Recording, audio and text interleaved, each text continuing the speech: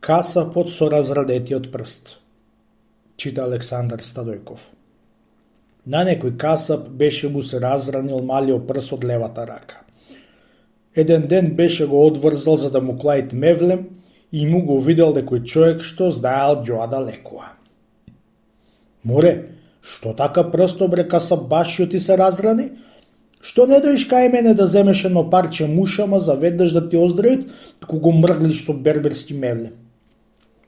Ако ми го сториш тоа добро, му рекол касапот, јас нема да ти го заборавам, пријателе, никогаш. Зел бушабата касапот и до некое време беше му оздравел прсто. Екимбашијата кога беше разбрал ти прсто да касапо беше му оздравел, му ватил јаката да му сака бакшиш дека му оздравел.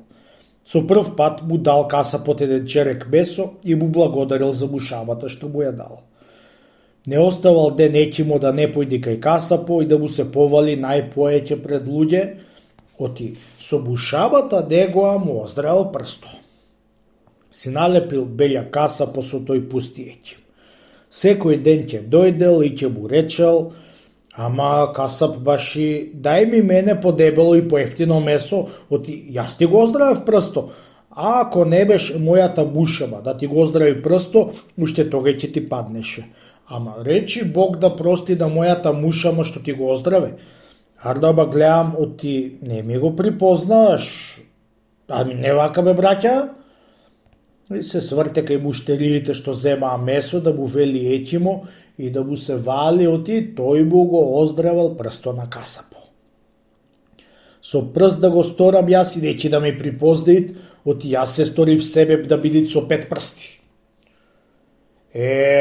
Доста бре бестрамнику, му свикал касапо на лутина. Со тој пусти прст ме изеде толкова време што идиш и ми јадиш бадијала месо. Доста веќе со тој пусти прст, нати го и крши си глава пред мене. Прсто, нати го прсто и уште еднаш очите да не ти и видам. Го кладе на ќутукот и го пресече прсто, та му го врли во сурато и така куртулиса од него.